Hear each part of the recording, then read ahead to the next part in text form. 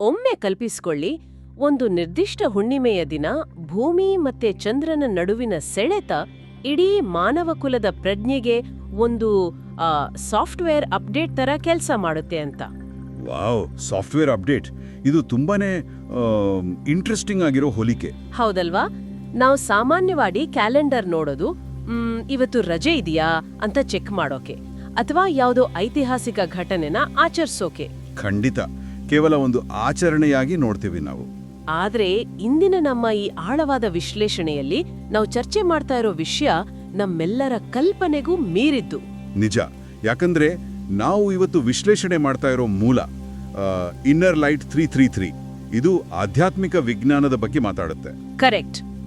ಈ ಮೂಲದ ಪ್ರಕಾರ ನಾವು ಆಚರಿಸೋ ಬುದ್ಧ ಪೂರ್ಣಿಮೆ ಇದೆಯಲ್ಲ, ಅದು ಕೇವಲ ಒಬ್ಬ ಮಹಾಪುರುಷನ ಜನ್ಮದಿನ ಮಾತ್ರ ಅಲ್ಲ, ಅದಕ್ಕಿಂತ ತುಂಬಾ ದೊಡ್ಡದು. ಹೌದು, ಅದು ಮನುಷ್ಯನ ಅಸ್ತಿತ್ವ ಮತ್ತು ಬ್ರಹ್ಮಾಂಡದ ನಿಯಮಗಳು, ಅಂದ್ರೆ ಲಾ ಆಫ್ ನೇಚರ್, ಒಂದೇ ಸರಳ ರೇಖೆಯಲ್ಲಿ ಬರುವ ಒಂದು ಕಾಸ್ಮಿಕ್ ಘಟನೆ.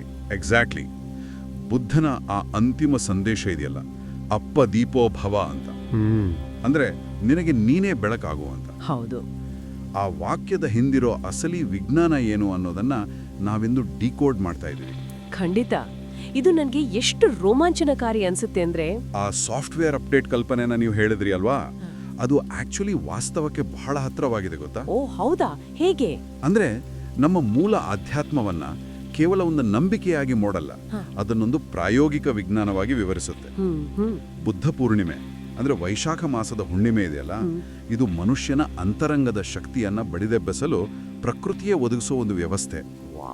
ಅಂದ್ರೆ ಆ ದಿನ ಬ್ರಹ್ಮಾಂಡದ ಶಕ್ತಿಯ ಹರಿವು ನಮ್ಮ ಪ್ರಜ್ಞೆಯ ವಿಕಾಸಕ್ಕೆ ಪೂರಕವಾಗಿರುತ್ತೆ ಅಂತನ.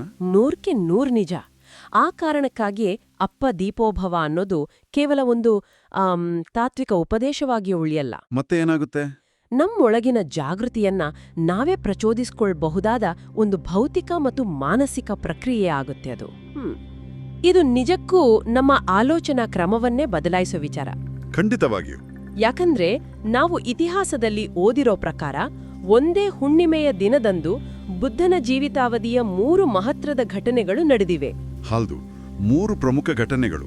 ಮೊದಲನೇದು ಸಿದ್ಧಾರ್ಥನಾಗಿ ಭೌತಿಕ ಜಗತ್ತಿಗೆ ಜನಿಸಿದ್ದು, ಎರಡನೇದು ತನ್ನ ಅಸ್ತಿತ್ವದ ಹುಡುಕಾಟದಲ್ಲಿ ಜ್ಞಾನೋದಯ ಪಡೆದು ಬುದ್ಧನಾಗಿದ್ದು, ಮತ್ತೆ ಮೂರನೇದು ತನ್ನ ಭೌತಿಕ ದೇಹವನ್ನ ತ್ಯಜಿಸಿ ನಿರ್ವಾಣ ಸ್ಥಿತಿಯನ್ನ ತಲುಪಿದ್ದು. ಇದು ಸುಮ್ನೆ ಕಾಕತಾಳೀಯ ಅಂತ ನಾವೆಲ್ಲ ಅನ್ಕೊಂಡಿರ್ತೀವಿ. ಆದ್ರೆ ಅದು ಕಾಕತಾಳೀಯ ಅಲ್ಲ. ಅದೇ, ಇದನ್ನ ಸ್ವಲ್ಪ ಸೂಕ್ಷ್ಮವಾಗಿ ಗಮನಿಸಿದ್ರೆ ಇದೊಂದು ಬಾಹ್ಯಾಕಾಶ ಯಾನದ ತರ, ಅಂದ್ರೆ ಸ್ಪೇಸ್ ಮಿಷನ್ ತರ ಕಾಣಿಸ್ತಾ ಇದೆ ನನಗೆ. Space mission? ಅದ್ಭುತವಾದ ಉಪಮೆ ಇದು. ಹೇಗೆ ಅಂತ ಸ್ವಲ್ಪ ವಿವರಿಸ್ತೀರಾ? ನೋಡಿ, ಜನನ ಅನ್ನೋದು ಭೌತಿಕವಾಗಿ ಒಂದು ರಾಕೆಟ್ ಅನ್ನ ಲಾಂಚ್ ಪ್ಯಾಡ್ ಮೇಲೆ ಅಸೆಂಬಲ್ ಮಾಡಿದ ಹಾಗೆ. ಓಹ್, ಕರೆಕ್ಟ್. ಆಮೇಲೆ ಜ್ಞಾನೋದಯ ಅನ್ನೋದು ಆ ರಾಕೆಟ್ ಭೂಮಿಯ ಗುರುತ್ವಾಕರ್ಷಣೆನ ಮೀರಿ ತನ್ನ ಭಾರವಾದ ಬೂಸ್ಟರ್ಗಳನ್ನ ಕಳಚಿ ಹಾಕಿ ಸ್ಪೇಸ್ಗೆ ನೆಗೆಯುವ ಹಂತ. ಖಂಡಿತ, ಭೌತಿಕ ಮಿತಿಗಳನ್ನ ದಾಟುವ ಹಂತ ಅದು. ಹೌದು. ಇನ್ನು ನಿರ್ವಾಣ ಅಂದ್ರೆ ಆ ನೌಕೆ ಅನಂತವಾದ ಶೂನ್ಯದಲ್ಲಿ ಭೂಮಿಯ ಯಾವುದೇ ಸೆಳೆತಗಳಿಲ್ಲದೆ ಮುಕ್ತವಾಗಿ ತೇಲುವ ಅಂತಿಮ ಹಂತ. ವಾವ್! ಈ 3 ಹಂತಗಳು ಭೌತಿಕವಾಗಿ ಒಂದೇ ಚಂದ್ರನ ಆವರ್ತನದಲ್ಲಿ, ಅಂದ್ರೆ ಒಂದೇ ಹುಣ್ಣಿಮೆಯ ದಿನ ನಡೆದಿರೋದರ ಹಿಂದಿನ ರಹಸ್ಯನ ಈ ಹೋಲಿಕೆ ಬಹಳ ಚೆನ್ನಾಗಿ ಬಿಡಿಸಿಡುತ್ತೆ. ಹೌದಲ್ವಾ? ಒಂದೇ ದಿನ ಇದಾಗಿರೋದು ಅಂದ್ರೆ ಆ 3 ಘಟನೆಗಳು ಒಟ್ಟಾಗಿ ಮನುಷ್ಯನ ಜೀವನದ ಸಂಪೂರ್ಣತೆಯನ್ನ, ಅಂದ್ರೆ ಕಂಪ್ಲೀಟ್ನೆಸ್ ಅನ್ನ ಸಂಕೇತಿಸುತ್ತವೆ. ಸಂಪೂರ್ಣತೆ. ಹುಣ್ಣಿಮೆಯ ದಿನ ಭೂಮಿ, ಸೂರ್ಯ ಮತ್ತು ಚಂದ್ರನ ನಡುವಿನ ಗುರುತ್ವಾಕರ್ಷಣೆ ಒಂದು ನಿರ್ದಿಷ್ಟ ಸಮತೋಲನಕ್ಕೆ ಬರುತ್ತೆ. ಅಂದ್ರೆ ಆ ಅಲೆಗಳ ಉಬ್ಬರವಿಳಿತಗಳ ಹಾಗೇನಾ? ಎಕ್ಸಾಕ್ಟ್ಲಿ. ನೀರಿನಿಂದ ಆವೃತವಾಗಿರೋ ಭೂಮಿಯ ಮೇಲೆ ಹುಣ್ಣಿಮೆ ಹೇಗೆ ಅಗಾಧವಾದ ಪರಿಣಾಮ ಬೀರುತ್ತೋ ಅದೇ ರೀತಿ ನಮ್ಮ ದೇಹದಲ್ಲೂ 70% ನೀರಿದೆ. ಹೌದು. ಆ ನೀರಿನಿಂದಲೇ ಮಾಡಲ್ಪಟ್ಟಿರೋ ಮನುಷ್ಯನ ಶರೀರ ಮತ್ತು ಮನಸ್ಸಿನ ಮೇಲೂ ಅದು ಅಗಾಧವಾದ ಪರಿಣಾಮ ಬೀರುತ್ತೆ. ಓ, ಈಗ ಅರ್ಥ ಆಗ್ತಾ ಇದೆ. ಸಿದ್ಧಾರ್ಥನ ಭೌತಿಕ ಆರಂಭ, ಪ್ರಜ್ಞೆಯ ಉತ್ತುಂಗವಾದ ಜ್ಞಾನೋದಯ, ಮತ್ತೆ ಭೌತಿಕತೆಯ ಗಡಿಯನ್ನ ದಾಟುವ ನಿರ್ವಾಣ, ಈ 3 ಅವಸ್ಥೆಗಳು ಕಾಸ್ಮಿಕ್ ಎನರ್ಜಿಯ ಪರಾಕಾಷ್ಠೆಯಲ್ಲಿ, ಅಂದ್ರೆ ಹುಣ್ಣಿಮೆಯ ದಿನವೇ ಸಂಭವಿಸಿದ್ದು ಪ್ರಕೃತಿಯ ಅತಿ ದೊಡ್ಡ ನಿಯಮದ ಭಾಗ. ಅಂದ್ರೆ ಅದೊಂದು ಜೀವಂತ ನಕ್ಷೆ ಇದ್ದ ಹಾಗೆ ಮನುಕುಲಕ್ಕೆ. ಖಂಡಿತವಾಗಿಯೂ. ಸರಿ, ಹಾಗಾದ್ರೆ ಆ ಜ್ಞಾನೋದಯದ ಹಂತದ ಬಗ್ಗೆ ಸ್ವಲ್ಪ ಆಳವಾಗಿ ನೋಡೋಣ. ಅಂದ್ರೆ ಆ ಗುರುತ್ವಾಕರ್ಷಣೆಯನ್ನ ಮೀರಿ ನಿಲ್ಲುವ ಪ್ರಕ್ರಿಯೆ. ಹೌದು, ಅದು ಬಹಳ ಮುಖ್ಯ. ಬುದ್ಧ ಈ ಹಂತನ ತಲುಪೋಕೆ ಬಳಸಿದ ಮಾರ್ಗ ಮೌನಯಾನ ಅಂತ ನಮ್ಮ ಮೂಲ ವಿವರಿಸುತ್ತೆ. ಮೌನಯಾನ, ಕರೆಕ್ಟ್. ಇದು ನಮ್ಮನ್ನ ಸ್ಟೇಟ್ ಆಫ್ ಬೀಯಿಂಗ್ಗೆ ಕೊಂಡೊಯ್ಯುತ್ತೆ ಅಂತ ಹೇಳಲಾಗಿದೆ. ಆದ್ರೆ ಇಲ್ಲೊಂದು ದೊಡ್ಡ ಗೊಂದಲ ಇದೆ ನನಗೆ. ಏನದು ಗೊಂದಲ? ಇಂದಿನ ನಮ್ಮ ಆಧುನಿಕ ಜಗತ್ತಿನಲ್ಲಿ ನಾವೆಲ್ಲರೂ ನಮ್ಮ ಸಾಧನೆಗಳನ್ನ ನಾವ್ ಎಷ್ಟು ಕೆಲಸ ಮಾಡ್ತಾ ಇದೀವಿ ಅನ್ನೋದ್ರ ಮೇಲೆ ಅಳಿತೀವಿ ಅಲ್ವಾ? ಹೌದು, ಡೂಯಿಂಗ್ ಮೋಡ್. ನಾವು ಸದಾ ಏನಾದ್ರೂ ಮಾಡ್ತಾನೆ ಇರಬೇಕು. ಅದೇ ಕ್ಯಾಲೆಂಡರ್ ತುಂಬಿ ತುಳುಕುತ್ತಿರ್ಬೇಕು. ಈ ಹಿನ್ನೆಲೆಯಲ್ಲಿ ನೋಡಿದಾಗ ಈ ಸ್ಟೇಟ್ ಆಫ್ ಬೀಯಿಂಗ್ ಅಂದ್ರೆ ಕೇವಲ ಅಸ್ತಿತ್ವದಲ್ಲಿರೋದು, ಸುಮ್ನೆ ಕೂರೋದು. ಇದು ಕೇವಲ ನಿಷ್ಕ್ರಿಯತೆ ಅಥವಾ ಜವಾಬ್ದಾರಿಗಳಿಂದ ತಪ್ಪಿಸಿಕೊಳ್ಳುವ ನೆಪದ ತರಹ ಕಾಣಲ್ವಾ? ಆಧುನಿಕ ಬದುಕಿನ ವೇಗಕ್ಕೂ ಇದಕ್ಕೂ ತಾಳೆ ಆಗೋದೇ ಇಲ್ಲ. ಮೇಲ್ನೋಟಕ್ಕೆ ಇದು ಪರಸ್ಪರ ವಿರುದ್ಧವಾಗಿ ಕಾಣುವುದು ಸಹಜ ಅಲ್ವಾ? ಆದ್ರೆ ಬೀಯಿಂಗ್ ಅನ್ನೋದು ನಿಷ್ಕ್ರಿಯತೆ ಅಲ್ಲ. ಅದು ನಾವು ಅನ್ಕೊಂಡಿರೋದಕ್ಕಿಂತ ತದ್ವಿರುದ್ಧವಾದದ್ದು. ಅಂದ್ರೆ ಅದು ಅತ್ಯುನ್ನತ ಮಟ್ಟದ ಎಚ್ಚರ ಮತ್ತೆ ಅತ್ಯಂತ ತೀವ್ರವಾದ ಕ್ರಿಯಾಶೀಲತೆ. ಸುಮ್ಮನೆ ಇರೋದು ಕ್ರಿಯಾಶೀಲತೆ ಹೇಗಾಗತ್ತೆ? ನೋಡಿ, ನಾವು ಕೆಲಸ ಮಾಡೋ ಮೋಡ್ನಲ್ಲಿದ್ದಾಗ ನಮ್ಮ ಮನಸ್ಸಿನ ಸ್ಥಿತಿನ ಒಮ್ಮೆ ಗಮನಿಸಿ. ಅದು ಒಂದು ನಿನ್ನೆ ತಪ್ಪುಗಳ ಬಗ್ಗೆ ಪಶ್ಚಾತ್ತಾಪ ಪಡ್ತಾ ಇರುತ್ತೆ, ಇಲ್ಲವೇ ನಾಳಿನ ಮೀಟಿಂಗ್, ಡೆಡ್ಲೈನ್ ಅಥವಾ EMI ಬಗ್ಗೆ ಆತಂಕ ಪಡ್ತಾ ಇರುತ್ತೆ. ಖಂಡಿತ, ಸದಾ ಅದೇ ಆಲೋಚನೆಗಳು. ಅಂದ್ರೆ ನಮ್ಮ ಮನಸ್ಸು ಸದಾ ಟೈಮ್ ಟ್ರಾವೆಲ್ ಮಾಡ್ತಾನೆ ಇರುತ್ತೆ. ನಾವು ಪ್ರಸ್ತುತ ಕ್ಷಣದಲ್ಲಿ ಇರೋದೇ ಇಲ್ಲ. ಓ, ಇದು ಬಹಳ ನಿಖರವಾದ ಮಾತು. ಸ್ಟೇಟ್ ಆಫ್ ಬೀಯಿಂಗ್ ಅಂದ್ರೆ ಮನಸ್ಸು ಈ ಟೈಮ್ ಟ್ರಾವೆಲ್ ಮಾಡೋದನ್ನ ನಿಲ್ಲಿಸಿ ಈಗ ಈ ಕ್ಷಣದಲ್ಲಿ 100% ಹಾಜರಿ ಇರೋದು. ಅಂದ್ರೆ ನಾವು ಏನೇ ಮಾಡ್ತಾ ಇದ್ರು. ಹೌದು, ನಾವು ಕಾರ್ ಡ್ರೈವ್ ಮಾಡ್ತಾ ಇರ್ಲಿ, ಲ್ಯಾಪ್ಟಾಪ್ ಮುಂದೆ ಕೆಲಸ ಮಾಡ್ತಾ ಇರ್ಲಿ ಅಥವಾ ಮಗುವಿನ ಜೊತೆ ಆಟ ಆಡ್ತಾ ಇರ್ಲಿ, ನಮ್ಮ ಗಮನ ಸಂಪೂರ್ಣವಾಗಿ ಆ ಕ್ಷಣದ ಮೇಲೆ ಅಂದ್ರೆ ಆ ಕೆಲಸದ ಗುಣಮಟ್ಟ ಮತ್ತು ನಮ್ಮ ಎನರ್ಜಿ ಲೆವೆಲ್ 10 ಪಟ್ಟು ಹೆಚ್ಚಾಗತ್ತೆ. ವಾವ್! ಅಂದ್ರೆ ಮೌನಯಾನ ಅಂದ್ರೆ ಕಾಡಿಗೆ ಹೋಗಿ ಸುಮ್ನೆ ಕೂರೋದಲ್ಲ. ಖಂಡಿತ ಅಲ್ಲ. ನಮ್ಮೊಳಗಿನ ಗದ್ದಲಗಳನ್ನ ನಿಲ್ಲಿಸಿ ಪ್ರಸ್ತುತ ಕ್ಷಣವನ್ನ ಸಂಪೂರ್ಣವಾಗಿ ಅನುಭವಿಸೋದು. ಇದೇ ಜ್ಞಾನೋದಯದ ಮೊದಲ ಹೆಜ್ಜೆ. ಇದು ನಿಜಕ್ಕೂ ದೊಡ್ಡ ರಿವೆಲೇಷನ್ ನನಗೆ. ಅಂದ್ರೆ ಬೀಯಿಂಗ್ ಅನ್ನೋದು ಒಂದು ಪ್ರತ್ಯೇಕ ಆಕ್ಟಿವಿಟಿ ಅಲ್ಲ. ಅಲ್ವೇ ಅಲ್ಲ? ಅದು ನಾವು ಮಾಡೋ ಪ್ರತಿಯೊಂದು ಕೆಲಸಕ್ಕೂ ಅನ್ವಯಿಸಬಹುದಾದ ಒಂದು ಗುಣಮಟ್ಟ. ನಿಖರವಾಗಿ ಹೇಳಿದ್ರಿ. ಸರಿ, ನಾವು ಈ ಮೌನಯಾನದ ಮೂಲಕ ಪ್ರಸ್ತುತ ಕ್ಷಣದಲ್ಲಿರೋಕೆ ಕಲ್ತ್ವಿ ಅನ್ಕೊಳ್ಳೋಣ. ಇದು ನಮ್ಮ ಒಳಗಿನ ಪ್ರಪಂಚನ ಬದಲಾಯಿಸುತ್ತೆ, ಒಪ್ಕೊಳ್ಳೋಣ. ಆದ್ರೆ ನಮ್ಮ ಮೂಲಗಳು ಇದನ್ನ ಲಾ ಆಫ್ ನೇಚರ್ ಅಥವಾ ಬ್ರಹ್ಮಾಂಡದ ನಿಯಮಕ್ಕೆ ತಳಕು ಹಾಕ್ತಾವೆ. ಹೌದು, ಬ್ರಹ್ಮಾಂಡದ ನಿಯಮ. ನಾವು ಪ್ರಪಂಚಕ್ಕೆ ಏನನ್ನ ಕೊಡ್ತೀವೋ ಅದೇ ನಮ್ಗೆ ವಾಪಸ್ ಸಿಗುತ್ತೆ ಅಂತ ಇದು ಹೇಳುತ್ತೆ. ಈ ಪ್ರಕ್ರಿಯೆ ಹಿಂದಿರೋ ಭೌತಶಾಸ್ತ್ರ ಏನು? ಭೌತಶಾಸ್ತ್ರ ಅಂದ್ರೆ ಮೆಕ್ಯಾನಿಸಂ ಬಗ್ಗೆ ಕೇಳ್ತಾ ಇದ್ದೀರಾ? ಹೌದು. ನಾವು ಒಳಗಡೆ ಸುಮ್ನಿದ್ರೆ ಹೊರಗಿನ ಬ್ರಹ್ಮಾಂಡ ಹೇಗೆ ಸ್ಪಂದಿಸುತ್ತೆ ನಮ್ಗೆ?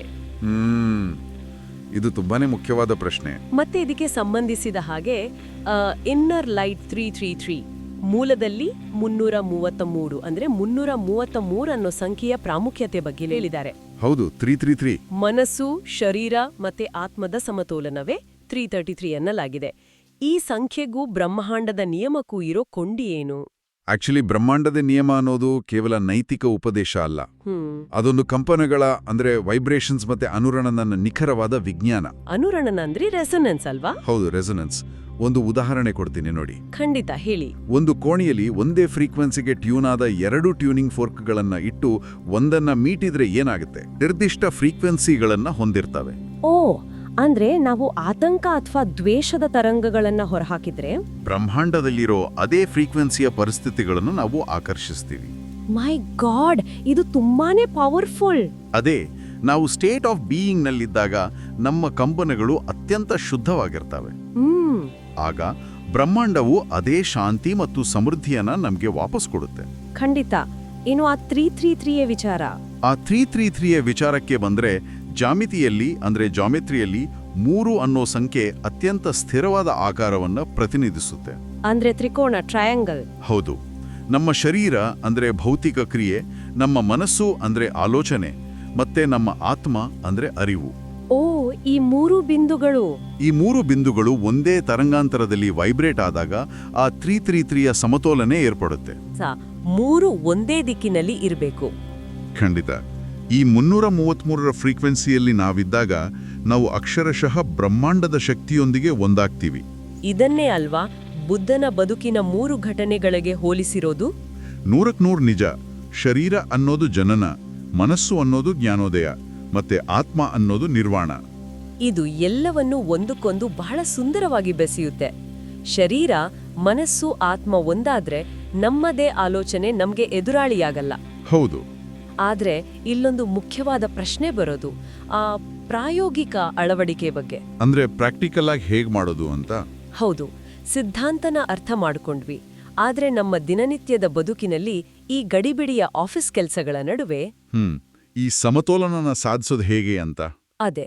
ಆದ್ರೆ ನಮ್ಮ ಮೂಲದಲ್ಲಿ ಇದಕ್ಕಾಗಿ ಒಂದು ನಿರ್ದಿಷ್ಟವಾದ 5 ನಿಮಿಷದ ಪ್ರಾಯೋಗಿಕ ಅಭ್ಯಾಸನ ಕೊಟ್ಟಿದ್ದಾರೆ. ಹೌದು, ಒಂದು ಪ್ರಾಕ್ಟಿಕಲ್ ಟಾಸ್ಕ್ ಇದೆ ಅದರಲ್ಲಿ. ಹುಣ್ಣಿಮೆಯ ರಾತ್ರಿ ಚಂದ್ರನ ಬೆಳಕಿನಲ್ಲಿ ಕೇವಲ 5 ನಿಮಿಷ ಕೂತು ಉಸಿರಾಟದ ಮೇಲೆ ಗಮನ ಹರಿಸಿ, ಬರೋ ಆಲೋಚನೆಗಳನ್ನ ತಡೆಯದೆ ಕೇವಲ ಸಾಕ್ಷಿಯಾಗಿ ಅಂದ್ರೆ ಅಬ್ಸರ್ವರ್ ಆಗಿ ಅವಲೋಕಿಸಬೇಕು ಅಂತ ಹೇಳಿದ್ದಾರೆ. ಕರೆಕ್ಟ್. ಈ ಸಾಕ್ಷಿ ಪ್ರಜ್ಞೆ ಅಥವಾ ಅಬ್ಸರ್ವರ್ ಸ್ಟೇಟ್ ಇದೆಯಲ್ಲ, ಇದು ಧ್ಯಾನದ ಅತ್ಯಂತ ಶಕ್ತಿಶಾಲಿ ತಂತ್ರ. ನಾವು ಸಾಮಾನ್ಯವಾಗಿ ಧ್ಯಾನ ಕೂತಾಗ ಏನ್ ಮಾಡ್ತೀವಿ? ನಾವು ಮಾಡೋ ಮೊದಲನೇ ತಪ್ಪು ಅಂದ್ರೆ ಆಲೋಚನೆಗಳನ್ನ ಬಲವಂತವಾಗಿ ನಿಲ್ಸೋಕೆ ಹೋರಾಡ್ತೀವಿ. ಹೌದು, ಮನಸ್ಸನ್ನ ಖಾಲಿ ಮಾಡ್ತೀನಿ ಅಂತ ಯುದ್ಧಕ್ಕೆ ಇಳಿತೀವಿ. ಆದ್ರೆ ಈ ಅಭ್ಯಾಸದಲ್ಲಿ ನಾವು ಆಲೋಚನೆಗಳ ಜೊತೆ ಹೋರಾಡಲ್ಲ, ಕೇವಲ ಅವುಗಳನ್ನ ಗಮನಿಸ್ತೀವಿ. ಗೊತ್ತಾ, ಈ ಪ್ರಕ್ರಿಯೆನ ವಿವರಿಸೋಕೆ ನಮ್ಮ ಇಂದಿನ ಡಿಜಿಟಲ್ ಯುಗಕ್ಕೆ ಹೊಂದುವಂತಹ ಒಂದು ಹೋಲಿಕೆ ಕೊಡ್ಬೋದು ಅನ್ಸುತ್ತೆ ನನ್ಗೆ. ಓ, ಖಂಡಿತ ಕೊಡಿ. ನಮ್ಮ ಮನಸ್ಸು ಒಂದು ಸ್ಮಾರ್ಟ್ ಫೋನ್ ಇದ್ದ ಹಾಗೆ. Smart phone. ಮತ್ತೆ ನಮ್ಮ ಆಲೋಚನೆಗಳು ಅದರ ಸ್ಕ್ರೀನ್ ಮೇಲೆ ನಿರಂತರವಾಗಿ ಪಾಪಪ್ ಆಗೋ ನೋಟಿಫಿಕೇಶನ್ಗಳಿದ್ದ ಹಾಗೆ. ವಾವ್, ಅದ್ಭುತ. ವಾಟ್ಸ್ಆಪ್ ಮೆಸೇಜ್ ಬಂದ್ರೆ ನೆನ್ನೆಯ ನೆನಪು, ಇಮೇಲ್ ಬಂದ್ರೆ ನಾಳಿನ ಆಫೀಸ್ ಕೆಲಸದ ಆತಂಕ. ದಿನವಿಡೀ ನಾವೇನ್ ಮಾಡ್ತೀವಿ? ಆ ನೋಟಿಫಿಕೇಶನ್ ಬಂದ ತಕ್ಷಣ ಅದನ್ನ ಕ್ಲಿಕ್ ಮಾಡಿ ಆ ಆಪ್ ಒಳಗೆ ಕಳೆದೋಗ್ತೀವಿ. ಹೌದು, ಅಂದ್ರೆ ಆಲೋಚನೆಗಳ ಜೊತೆಯಲ್ಲೇ ಹರಿದ್ಕೊಂಡು ಹೋಗ್ತೀವಿ. ಖಂಡಿತ. ಆದ್ರೆ ಈ 5 ನಿಮಿಷದ ಸಾಕ್ಷಿ ಪ್ರಜ್ಞೆಯ ಅಭ್ಯಾಸದಲ್ಲಿ ನಾವು ಮಾರ್ಬೇಕಾಗಿರೋದು ಇಷ್ಟೇ. ನೋಟಿಫಿಕೇಶನ್ ಬರುತ್ತೆ, ಸ್ಕ್ರೀನ್ ಬೆಳಗುತ್ತೆ, ಆದ್ರೆ ನಾವು ಅದನ್ನ ಕ್ಲಿಕ್ ಮಾಡಲ್ಲ. ಎಕ್ಸಾಕ್ಟ್ಲಿ. ಅದು ತಾನಾಗಿಯೇ ಮರೆಯಾಗುವವರೆಗೂ ಕೇವಲ ನೋಡ್ತಾ ಇರ್ತೀವಿ. ಈ ಅಭ್ಯಾಸನ ಮಾಡಿದಾಗ ಆ ನೋಟಿಫಿಕೇಶನ್ಗಳಿಗೂ ಫೋನ್ ಹಿಡಿದಿರೋ ನಮಗೂ ಇರೋ ಅಂತರ ನಮ್ಗೆ ಸ್ಪಷ್ಟವಾಗುತ್ತೆ ಅಲ್ವಾ? ಈ ಸ್ಮಾರ್ಟ್ ಫೋನ್ ನೋಟಿಫಿಕೇಶನ್ ಉಪಮೆ ಇದೆಯಲ್ಲ, ಇದು 100ಕ್ಕೆ 100 ನಿಖರವಾಗಿದೆ. Thank you.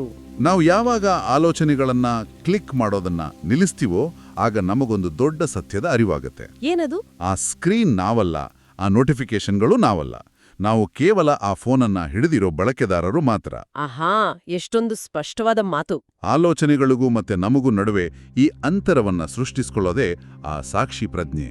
ಅಂದ್ರೆ ಕೋಪ ಬಂದಾಗ ನಾನು ಕೋಪಗೊಂಡಿದ್ದೀನಿ ಅನ್ನೋ ಬದಲು ನನ್ನ ಮನಸ್ಸಿನಲ್ಲಿ ಈಗ ಕೋಪದ ಆಲೋಚನೆ ಹಾದು ಹೋಗ್ತಾ ಇದೆ ಅಂತ ಗಮನಿಸೋ ಶಕ್ತಿ ಬರುತ್ತೆ. ಇದಕ್ಕಾಗಿಯೇ ಅಲ್ವಾ ಉಸಿರಾಟದ ಮೇಲೆ ಗಮನ ಹರಿಸೋದು? ಹೌದು, ಉಸಿರಾಟ ಒಂದ ಲಂಗರಿನಂತೆ, ಅಂದ್ರೆ ಆಂಕರ್ ತರಹ ಕೆಲಸ ಮಾಡುತ್ತೆ. ಓ, ಕರೆಕ್ಟ್.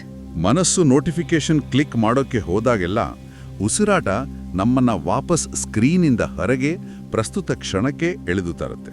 ಇದು ತುಂಬಾನೇ ಪ್ರಾಕ್ಟಿಕಲ್ ಆಗಿದೆ. ಹೌದು. ಈ 5 ನಿಮಿಷದ ಮೌನಯಾನ ನಮ್ಮ ಶರೀರ, ಮನಸ್ಸು ಮತ್ತೆ ಆತ್ಮನ ಆ 333ರ ಸಮತೋಲನಕ್ಕೆ ತರೋ ಅತ್ಯಂತ ಪ್ರಬಲವಾದ ದಾರಿ. ಒಟ್ಟಾರೆಯಾಗಿ ಹೇಳೋದಾದ್ರೆ ಈ ಆಳವಾದ ವಿಶ್ಲೇಷಣೆ ನಮ್ಗೆ ಕಲಿಸೋ ಪಾಠ ಬಹಳ ಸ್ಪಷ್ಟವಾಗಿದೆ. ಖಂಡಿತ. ಬುದ್ಧ ಪೂರ್ಣಿಮೆ ಅನ್ನೋದು ಕೇವಲ ಕ್ಯಾಲೆಂಡರ್ನಲ್ಲಿರೋದು ಒಂದು ದಿನಾಂಕ ಅಲ್ಲ, ಅದು ಬ್ರಹ್ಮಾಂಡದ ನಿಯಮದೊಂದಿಗೆ ನಮ್ಮ ಬದುಕನ್ನ ಸಮತೋಲನಗೊಳಿಸ್ಕೊಳ್ಳೋಕೆ ಪ್ರಕೃತಿಯೇ ನೀಡಿದ ಒಂದು ಅದ್ಭುತ ಅವಕಾಶ. ನಿಜ. ಜನನ, ಜ್ಞಾನೋದಯ ಮತ್ತೆ ನಿರ್ವಾಣ, ಈ 3 ಹಂತಗಳು ಒಂದೇ ದಿನ ನಡೆದಿರೋದು ಒಂದು ಪೂರ್ಣತೆಯ ಸಂಕೇತ. ಹೌದು. ಆ ಪೂರ್ಣತೆನ ಸಾಧಿಸೋಕೆ ಬೇಕಾದ ಏಕೈಕ ಅಸ್ತ್ರ ಅಂದ್ರೆ ಮೌನಯಾನದ ಮೂಲಕ ನಮ್ಮೊಳಗಿನ ಪರಿಶುದ್ಧ ಪ್ರಜ್ಞೆಯನ್ನ ಎಚ್ಚರಿಸೋದು. ನಮ್ಮ ಆಲೋಚನೆಗಳನ್ನ ಸಾಕ್ಷಿಯಾಗಿ ಗಮನಿಸುವ ಮೂಲಕ ನಮಗೆ ನಾವೇ ಬೆಳಕಾಗುವ ಅಪ್ಪದೀಪೋಭವ ತತ್ವನ ಜೀವಂತವಾಗಿರಿಸೋದು. ಹಾಗೆ ನಮ್ಮ ಅಂತರಂಗದ ಕಂಪನಗಳು ಶುದ್ಧವಾದಾಗ ಮಾತ್ರ ಹೊರಗಿನ ಪ್ರಪಂಚದ ನೈಜ ಬದಲಾವಣೆ ಸಾಧ್ಯ ಅನ್ನೋದನ್ನ ನಾವು ಮರೆಯಬಾರದು. ಖಂಡಿತವಾಗಿಯೂ. ನಾವು ಯಾವ ಶಕ್ತಿನ ಬ್ರಹ್ಮಾಂಡಕ್ಕೆ ಕೊಡ್ತೀವೋ ಆ ಬ್ರಹ್ಮಾಂಡದ ನಿಯಮ ಅದನ್ನ ನಮಗೆ ಹಲವು ಪಟ್ಟು ಹೆಚ್ಚಿಸಿ ವಾಪಸ್ ಕೊಡುತ್ತೆ. ಹೌದು, ಲಾ ಆಫ್ ನೇಚರ್. ಹಾಗಾಗಿ ನಮ್ಮ ಪ್ರತಿಯೊಂದು ಆಲೋಚನೆಯೂ ಪ್ರತಿಯೊಂದು ಹೆಜ್ಜೆಯೂ ಎಚ್ಚರದಿಂದ ಕೂಡಿರಬೇಕು. ಈ ಎಲ್ಲ ಅದ್ಭುತ ವಿಚಾರಗಳ ಜೊತೆಗೆ ನಮ್ಮ ಹಿಂದಿನ ಚರ್ಚೆನ ಮುಕ್ತಾಯಗೊಳಿಸೋ ಮುನ್ನ ಒಂದು ಆಳವಾದ ಯೋಚನೆಯನ್ನ ನಾವು ಬಿಟ್ಟು ಹೋಗ್ತಾ ಇದ್ದೀವಿ. ಏನದು? ಈ ನಿರ್ದಿಷ್ಟ ವೈಶಾಖ ಪೂರ್ಣಿಮೆಯ ದಿನ ಭೂಮಿ ಮತ್ತೆ ಚಂದ್ರನ ನಡುವಿನ ಸೆಳೆತ ನಮ್ಮ ಪ್ರಜ್ಞೆಗೆ ಒಂದು ದೊಡ್ಡ ಕಾಸ್ಮಿಕ್ ಸಾಫ್ಟ್ವೇರ್ ಅಪ್ಡೇಟ್ ಆಗಿ ಕೆಲಸ ಮಾಡುತ್ತೆ ಅಂತ ನಾವು ಮಾತಾಡಿದ್ವಿ ಅಲ್ವಾ? ಹೌದು, ಮಾತಾಡಿದ್ವಿ. ಹಾಗಿದ್ರೆ ನಾವು ನಮ್ಮ ಒಳಗಿನ ಜಾಗೃತಿಗಾಗಿ ಕೇವಲ ವರ್ಷಕ್ಕೊಮ್ಮೆ ಬರೋ ಈ ಐತಿಹಾಸಿಕ ದಿನಾಂಕಕ್ಕಾಗಿ ಮಾತ್ರ ಕಾಯ್ಬೇಕಾ? ಒಮ್ಮೆ ಯೋಚನೆ ಮಾಡಿ ನೋಡಿ, ಪ್ರಕೃತಿಯ ನಿಯಮದಂತೆ ಚಂದ್ರ ಪ್ರತಿ ತಿಂಗಳು ಸಂಪೂರ್ಣವಾಗಿ ಬೆಳಗುತ್ತಾನೆ, ಹೌದಲ್ವಾ? ಹಾಗಾದ್ರೆ ಪ್ರತಿ ಹುಣ್ಣಿಮೆಯೂ ಬ್ರಹ್ಮಾಂಡದ ಆ ನಿರ್ದಿಷ್ಟ ತರಂಗಾಂತರವನ್ನ ತಲುಪಲು 333 ಸಮತೋಲನ ಸಾಧಿಸಲು ನಮಗೆ ಸಿಗ್ತಾ ಇರೋ ಒಂದು ಮೈಕ್ರೋ ವಿಂಡೋ ಅಥವಾ ಸಣ್ಣ ಅವಕಾಶ ಆಗಿರಬಹುದಲ್ವೇ? ವಾವ್, ಇದು ಬಹಳ ಆಳವಾದ ಪ್ರಶ್ನೆ. ಜ್ಞಾನೋದಯ ಅನ್ನೋದು ಸಾವಿರಾರು ವರ್ಷಗಳ ಹಿಂದೆ ನಡೆದ ಒಂದು ಐತಿಹಾಸಿಕ ಘಟನೆ ಆಗಿರದೆ ಪ್ರಕೃತಿ ನಮಗೆ ಪ್ರತಿ ತಿಂಗಳು ನೀಡ್ತಾ ಇರೋ ಒಂದು ಜೈವಿಕ ಅವಕಾಶ ಆಗಿದ್ರೆ? ಖಂಡಿತ, ಇದು ಪ್ರತಿಯೊಬ್ಬರು ಯೋಚಿಸಲೇಬೇಕಾದ ವಿಚಾರ. ಈ ಪ್ರಶ್ನೆನ ನಮ್ಮೆಲ್ಲರ ಅಂತರಂಗದ ಹುಡುಕಾಟಕ್ಕೆ ಬಿಡ್ತಾ ಆ ಸಾಕ್ಷಿ ಪ್ರಜ್ಞೆಯ ಬೆಳಕು ನಮ್ಮೆಲ್ಲರನ್ನೂ ಸರಿಯಾದ ದಾರಿಯಲ್ಲಿ ಮುನ್ನಡೆಸಲಿ ಅನ್ನೋ ಆಶಯದೊಂದಿಗೆ ಈ ಆಳವಾದ ವಿಶ್ಲೇಷಣೆಯನ್ನ ಇಲ್ಲಿಗೆ ಸಂಪನ್ನಗೊಳಿಸ್ತಾ ಇದ್ದೀವಿ.